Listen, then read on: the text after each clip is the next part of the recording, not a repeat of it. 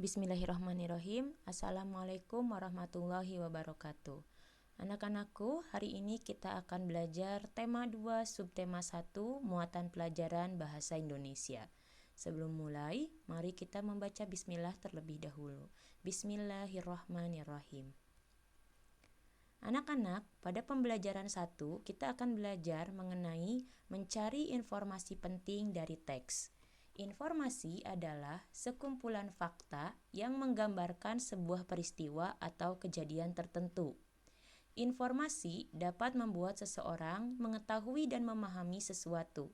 Salah satu cara memperoleh informasi adalah dengan membaca teks dengan cermat. Coba bacalah teks Wisata Hutan Desa Bumi Gemilang pada halaman 77 di buku paket Bupena ya. Dari teks Wisata Hutan Desa Bumi Gemilang itu dapat dibuat peta pikiran atau peta konsep dari beberapa pertanyaan. Pertanyaan ini bisa dibuat oleh kalian sendiri atau mungkin pertanyaan dari sebuah soal. Dari teks tersebut, pertanyaan pertama, apa yang diusulkan untuk dibuat di Desa Bumi Gemilang? Maka jawaban dari teks adalah hutan wisata diusulkan untuk dibuat di Desa Bumi Gemilang. Pertanyaan kedua yang muncul adalah siapa yang mengusulkan dibuatnya hutan wisata? Jawabannya dari teks adalah para pemuda Desa Bumi Gemilang mengusulkan dibuatnya hutan wisata. Dan pertanyaan ketiga, mengapa para pemuda mengusulkan dibuat hutan wisata? Dan jawaban dari teks adalah karena mereka jenuh dengan mata pencaharian mereka yang hanya mencari kayu bakar di hutan.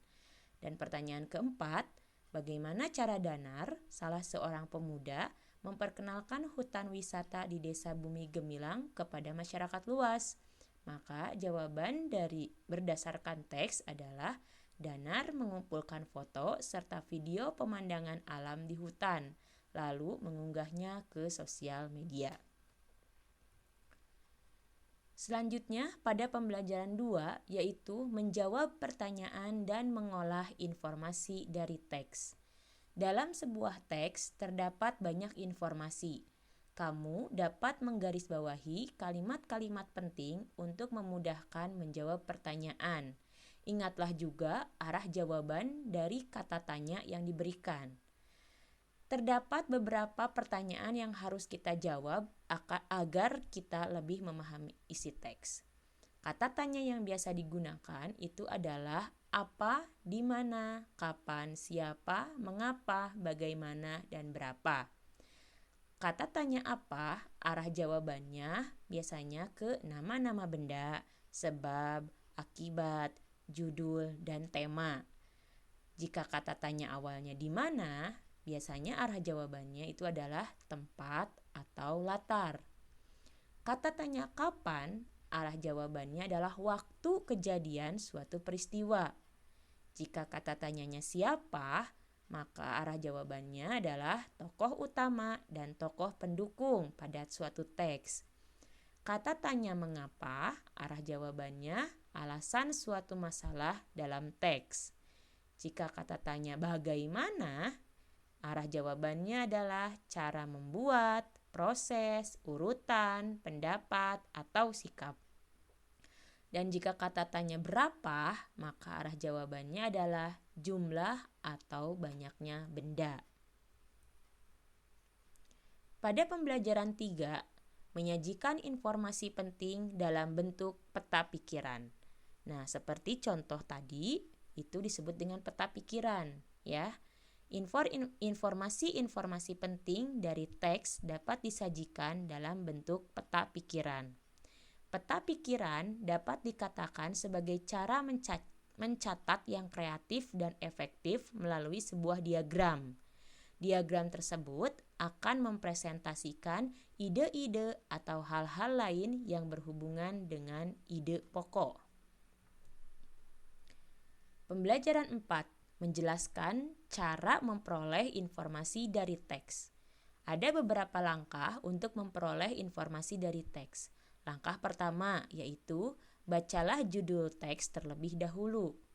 Langkah yang kedua, bacalah teks dengan cermat untuk mengetahui isi teks. Dan langkah ketiga, dengan membaca cermat, kita dapat menggali informasi lebih mendalam sehingga memahami isi teks dengan baik. Pembelajaran 5 menjelaskan informasi dari teks. Informasi pada teks dapat memberikan pengetahuan tentang suatu hal kepada pembacanya. Jika informasi dari teks dapat dipahami dengan baik, maka pembaca dapat menjelaskan informasi tersebut kepada orang lain. Informasi-informasi penting dari teks dapat ditemukan dengan membaca cermat atau mengerjakan pertanyaan-pertanyaan yang diberikan. Pembelajaran 6. Mengidentifikasi informasi dari teks. Nah, di sini ada sebuah gambar. Anak-anak sedang berdiskusi yang didampingi oleh gurunya. Jika informasi dari teks dapat dipahami dengan baik, maka pembaca akan dapat menjelaskan informasi tersebut kepada orang lain. Secara lisan, informasi dari teks dapat kita kemukakan dalam sebuah diskusi. Diskusi bertujuan untuk mendapatkan pemahaman yang lebih baik tentang suatu masalah yang ada pada teks. Nah, jadi dengan berdiskusi kita bisa lebih memahami tentang suatu masalah dari sebuah teks ya. Karena ada ide-ide atau ide pikiran dari tiap anggota diskusi sehingga dapat menyimpulkan suatu pemahaman yang baru. Baik anak-anak, untuk hari ini pelajaran bahasa Indonesia cukup sampai di sini.